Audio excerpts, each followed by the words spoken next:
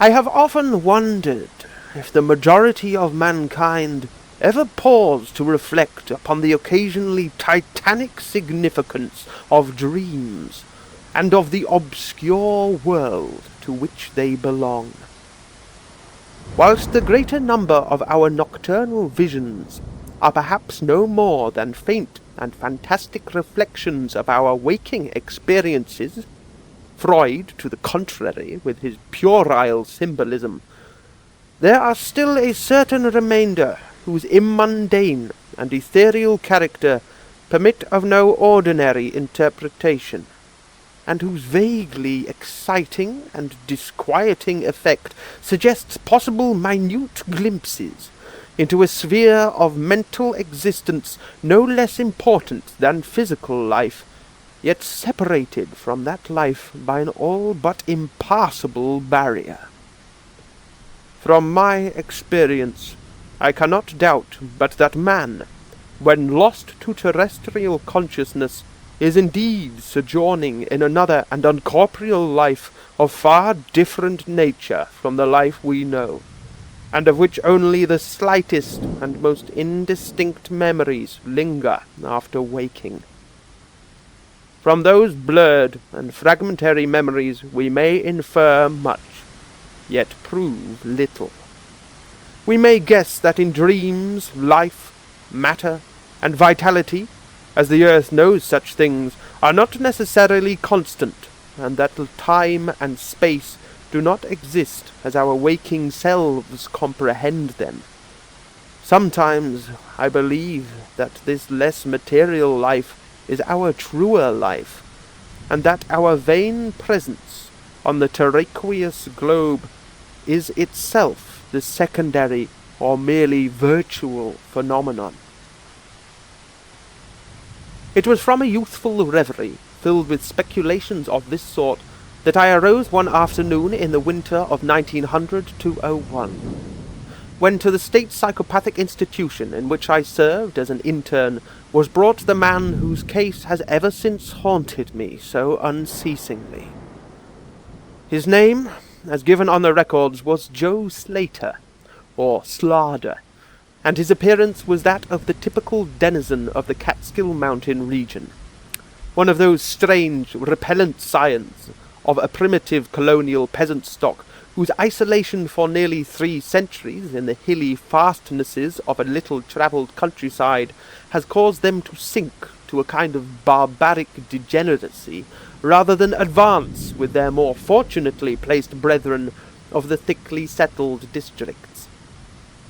Among these odd folk, who correspond exactly to the decadent element of white trash in the South, law and morals are non-existent, and their general mental status is probably below that of any other section of Native American people.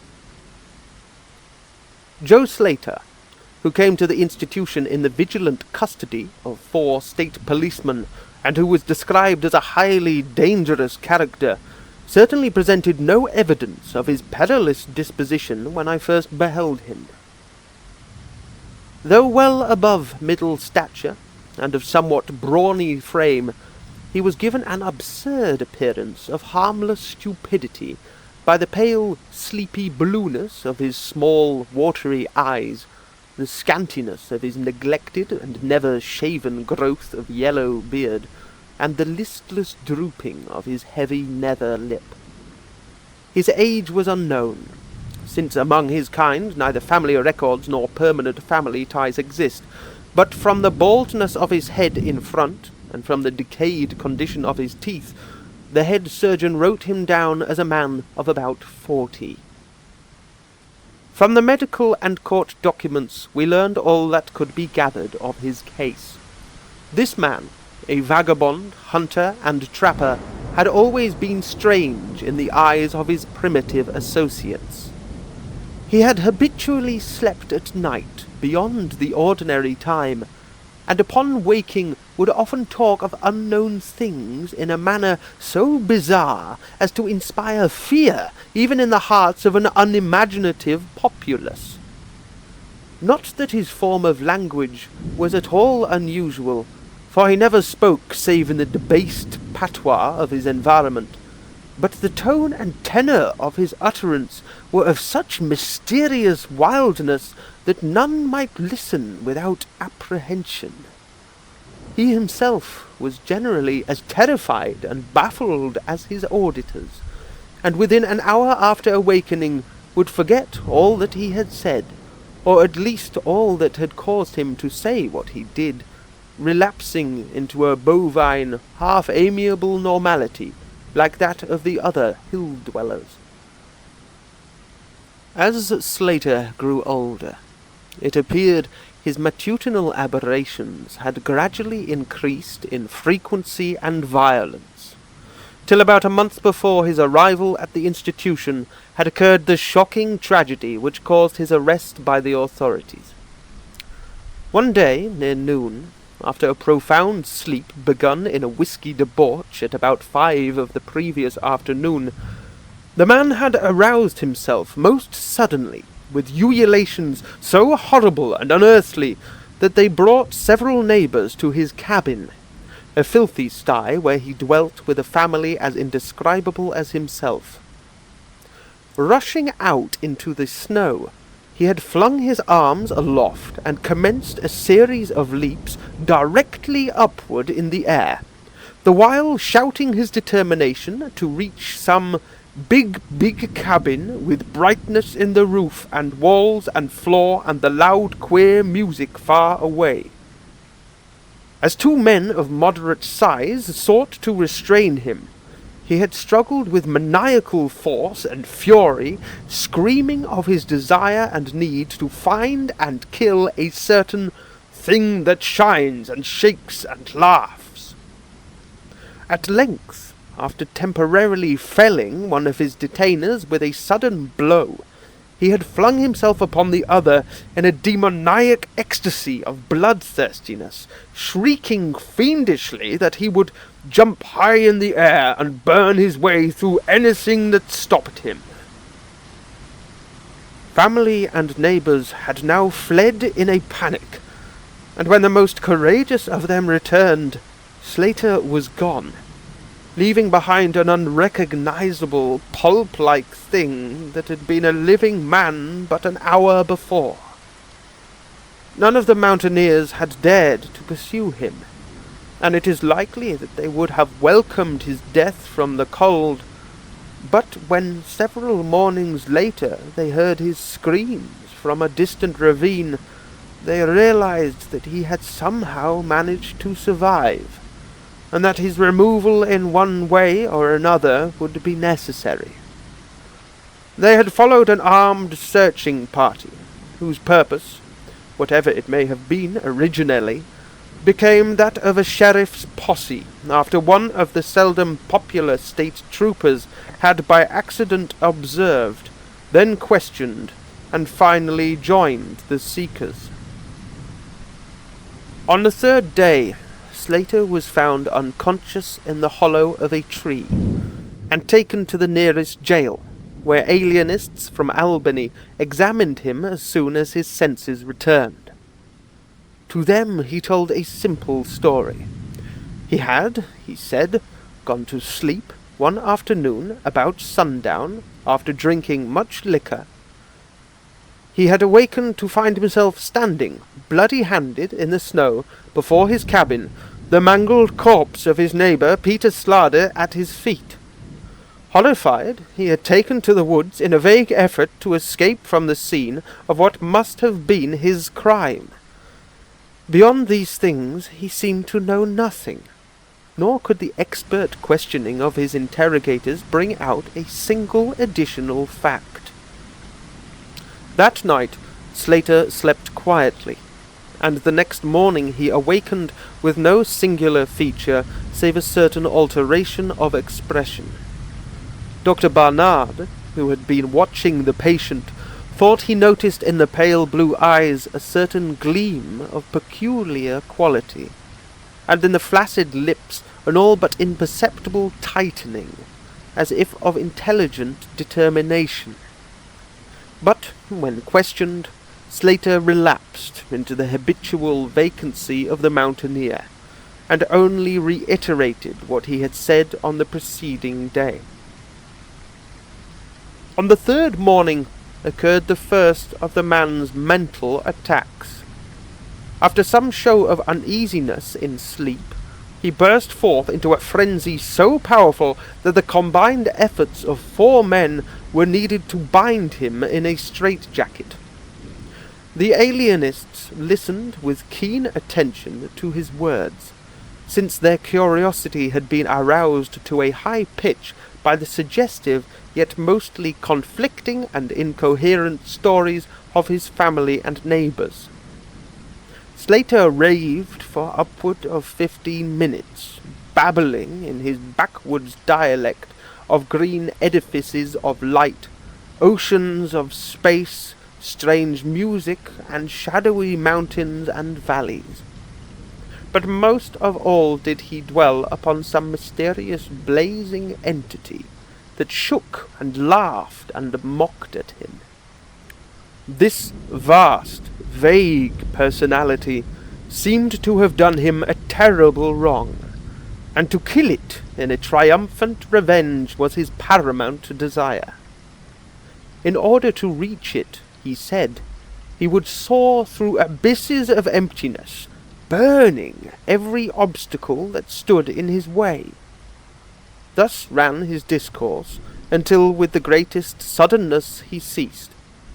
The fire of madness died from his eyes, and in dull wonder he looked at his questioners, and asked why he was bound. Dr. Barnard unbuckled the leather harness, and did not restore it till night, when he succeeded in persuading Slater to don it of his own volition, for his own good. The man had now admitted that he sometimes talked queerly, though he knew not why. Within a week 2 more attacks appeared, but from them the doctors learned little. On the source of Slater's visions they speculated at length, for, since he could neither read nor write, and had apparently never heard a legend or fairy tale, his gorgeous imagery was quite inexplicable. That it could not come from any known myth or romance was made especially clear by the fact that the unfortunate lunatic expressed himself only in his own simple manner. He raved of things he did not understand and could not interpret, things which he claimed to have experienced, but which he could not have learned through any normal or connected narration. The alienists soon agreed that abnormal dreams were the foundation of the trouble. Dreams whose vividness could for a time completely dominate the waking mind of this basically inferior man. With due formality, Slater was tried for murder, acquitted on the ground of insanity, and committed to the institution wherein I held so humble a post.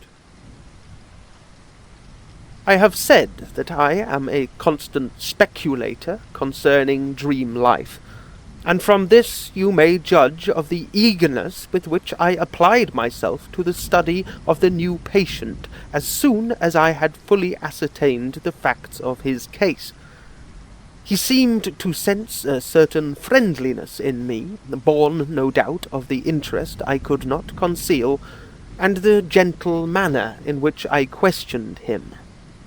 Not that he ever recognized me during his attacks, when I hung breathlessly to his chaotic but cosmic word pictures, but he knew me in his quiet hours, when he would sit by his barred window, weaving baskets of straw and willow, and perhaps pining for the mountain freedom he could never again enjoy. His family never called to see him. Probably it had found another temporary head, after the manner of decadent mountain folk.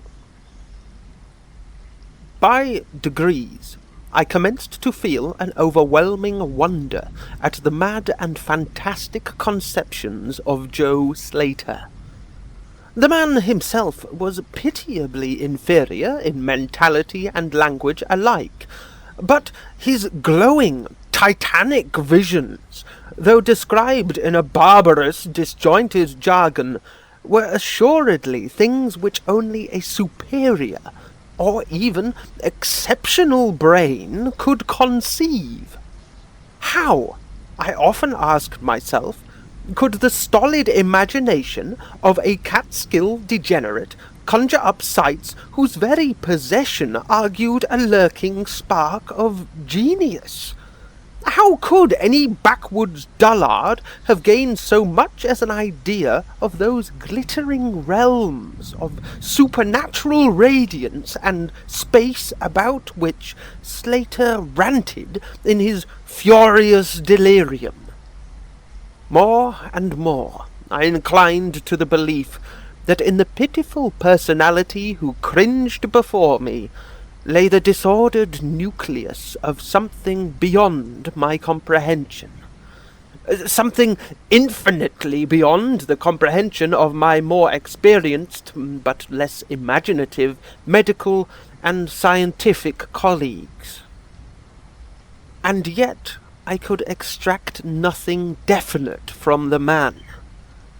The sum of all my investigation was that in a kind of semi-corporeal dream life, Slater wandered or floated through resplendent and prodigious valleys, meadows, gardens, cities, and palaces of light in a region unbounded and unknown to man.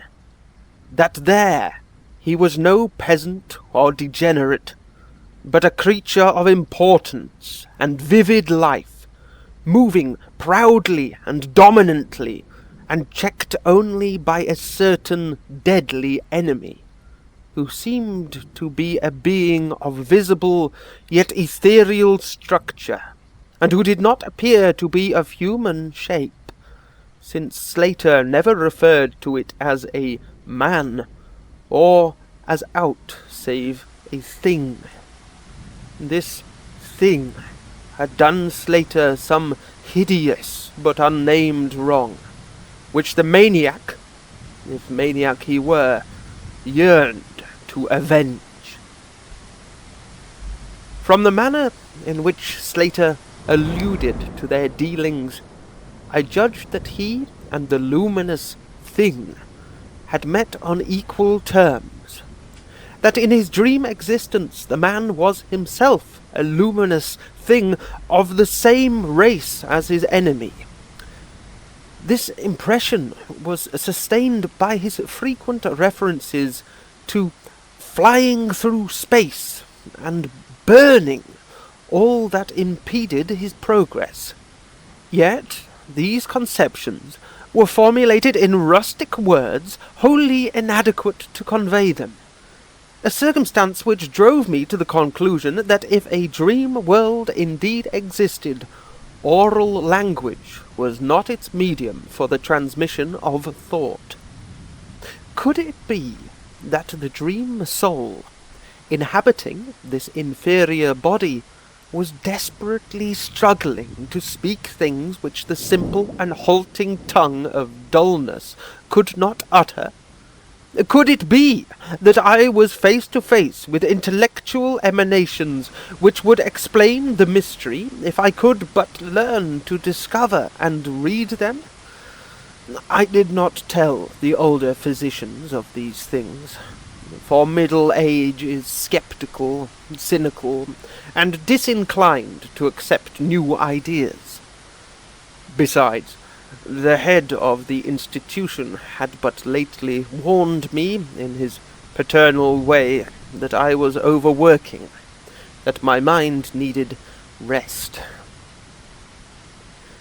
It had long been my belief that human thought consists basically of atomic or molecular motion, convertible into either waves or radiant energy like heat, light, and electricity.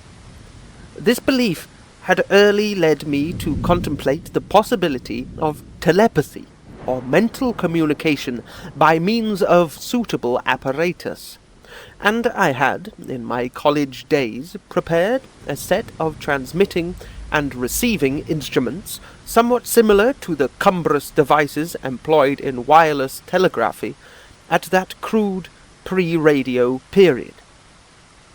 These I had tested with a fellow student, but achieving no result, had soon packed them away with other scientific odds and ends for possible future use. Now, in my intense desire to probe into the dream life of Slater, I sought these instruments again, and spent several days in repairing them for action.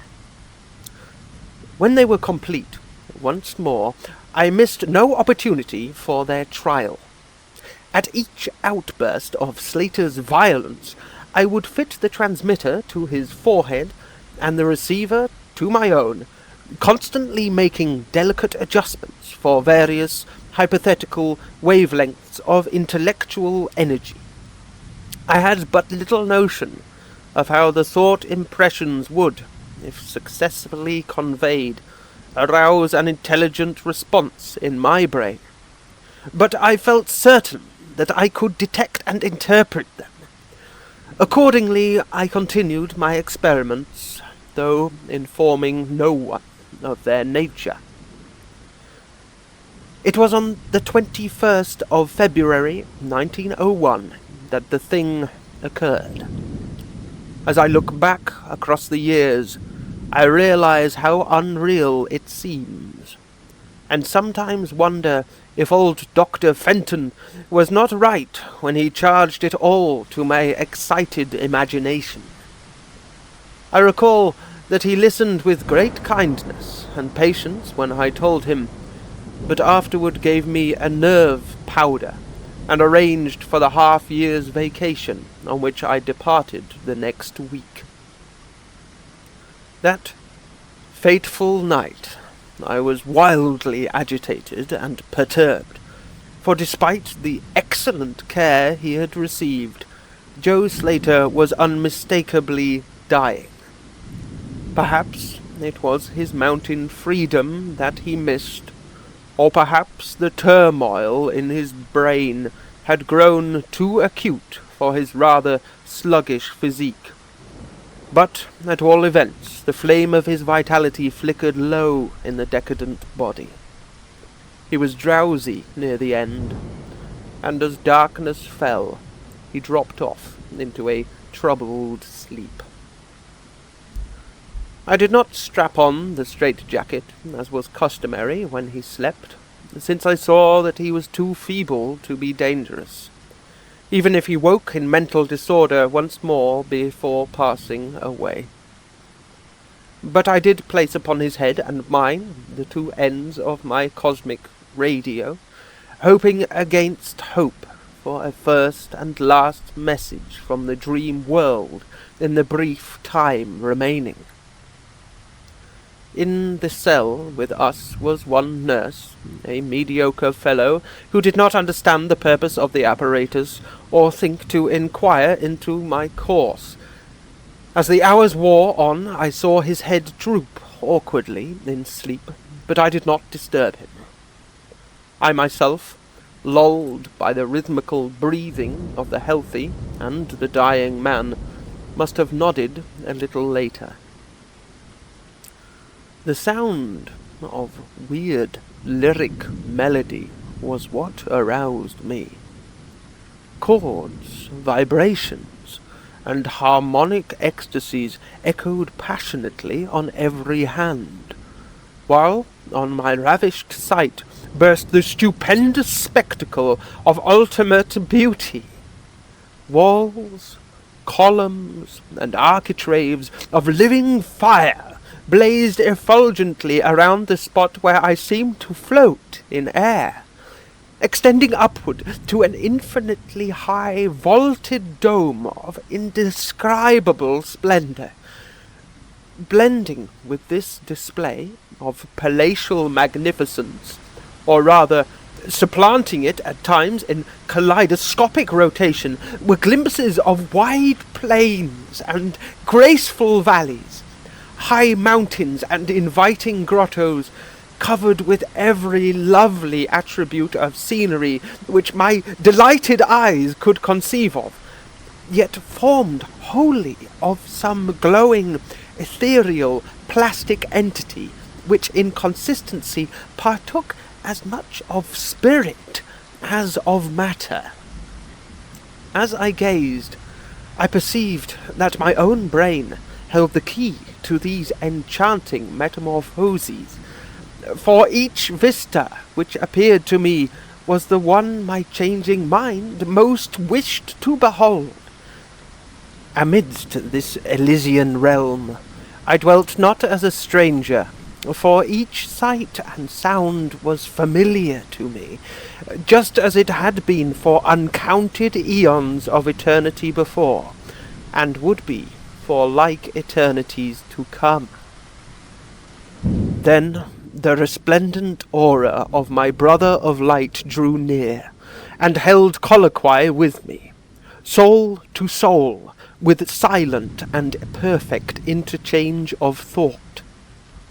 The hour was one of approaching triumph, for was not my fellow being escaping at last from a degrading periodic bondage, escaping forever, and preparing to follow the accursed oppressor even unto the uttermost fields of ether, that upon it might be wrought a flaming cosmic vengeance which would shake the spheres?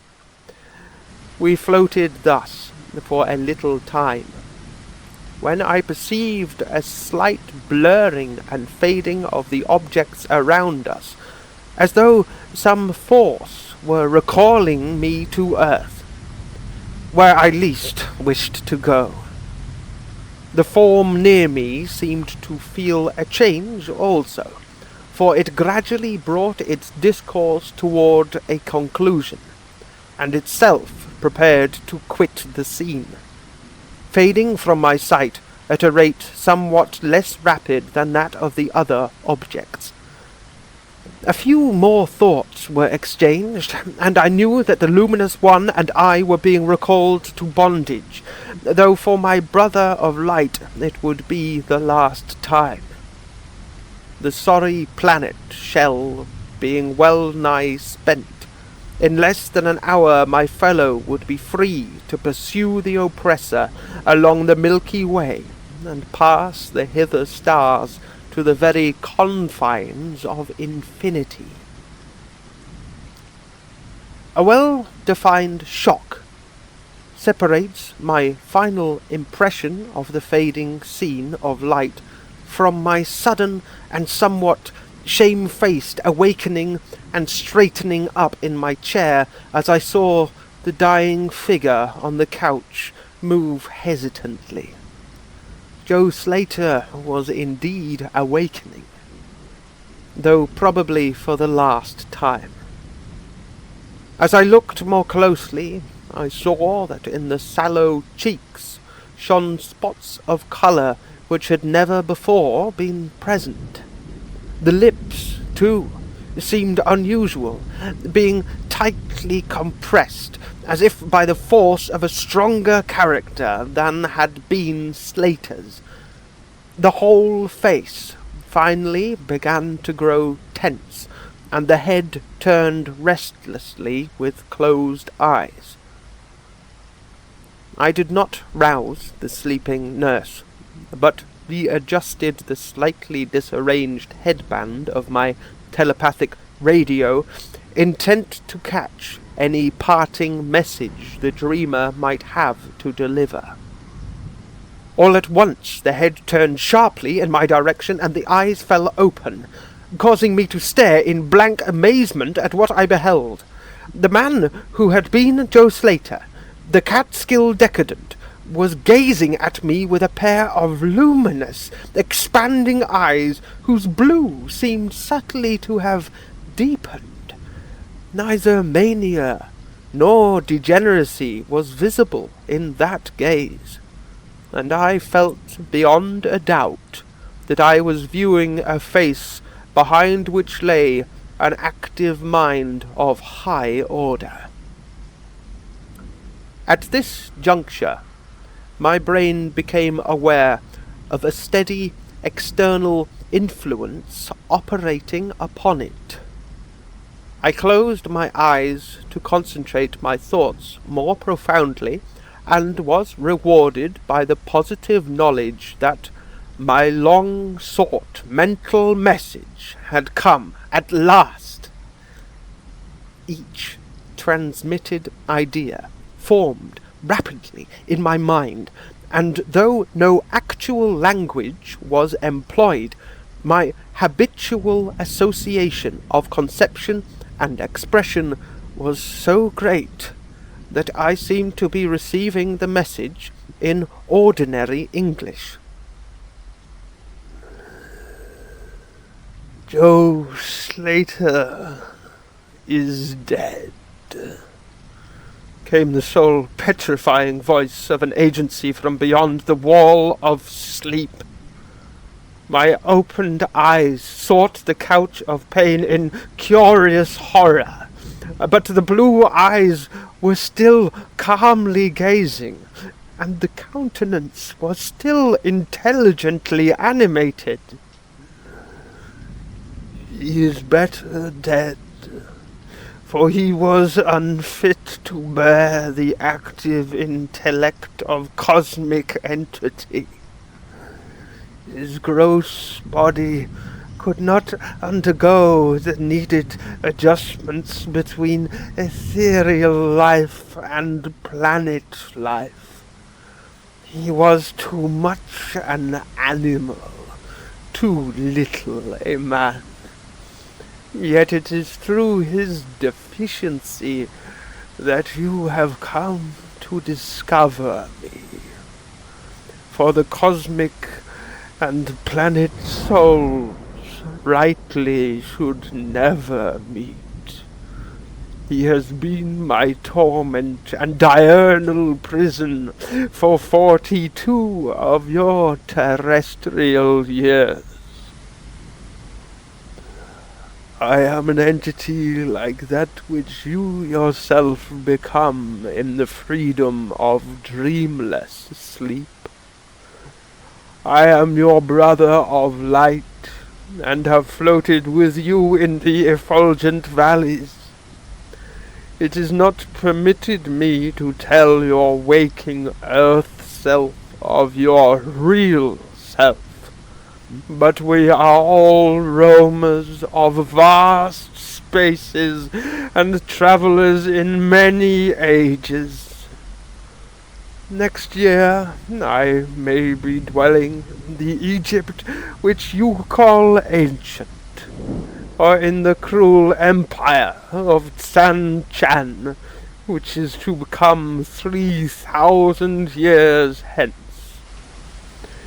You and I have drifted to the worlds that reel about the red Arcturus, and dwelt in the bodies of the insect philosophers that crawl proudly over the fourth moon of Jupiter. How little does the earth self know life and its extent! How little indeed ought it to know for its own tranquillity! Of the oppressor I cannot speak. You on earth have unwittingly felt its distant presence. You, without knowing idly, gave the blinking beacon the name of Algol, the demon star. It is to meet and conquer the oppressor that I have vainly striven for eons, held back by bodily encumbrances. Tonight I go as a nemesis, bearing just and blazingly cataclysmic vengeance. Watch me in the sky, close by the demon star. I cannot speak longer, for the body of Joe Slater grows cold and rigid, and the coarse brains are ceasing to vibrate as I wish. You have been my only friend on this planet, the only soul to sense and seek for me within the repellent form which lies on this couch. We shall meet again, perhaps in the shining mists of Orion's sword, perhaps on a bleak plateau in prehistoric Asia, perhaps in unremembered dreams tonight, perhaps in some other form, an eon hence, when the solar system shall have been swept away. At this point, the thought waves abruptly ceased. The pale eyes of the dreamer, or can I say dead man, commenced to glaze fishily. In a half-stupor I crossed over to the couch and felt of his wrist, but found it cold, stiff, and pulseless. The sallow cheeks paled again, and the thick lips fell open, disclosing the repulsively rotten fangs of the degenerate Joe Slater. I shivered, pulled a blanket over the hideous face, and awakened the nurse. Then I left the cell and went silently to my room. I had an instant and unaccountable craving for a sleep whose dreams I should not remember. The climax? What plain tale of science can boast of such rhetorical effect? I have merely set down certain things, appealing to me as facts, allowing you to construe them as you will. As I have already admitted, my superior, old Dr. Fenton, denies the reality of everything I have related. He vows that I was broken down with nervous strain and badly in need of a long vacation on full pay, which he so generously gave me.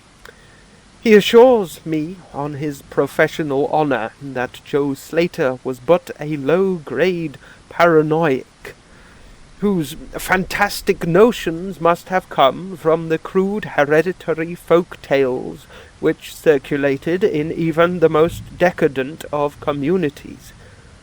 All this he tells me, yet I cannot forget what I saw in the sky on the night after Slater died. Lest you think me a biased witness, another pen must add this final testimony, which may perhaps supply the climax you expect. I will quote the following account of the star Nova Persei, verbatim, from the pages of that eminent astronomical authority, Professor Garrett P. Service. On February 22nd, 1901, a marvelous new star was discovered by Dr. Anderson of Edinburgh, not very far from Algol. No star had been visible at that point before. Within 24 hours the stranger had become so bright that it outshone Capella. In a week or two it had visibly faded, and in the course of a few months it was hardly discernible with the naked eye.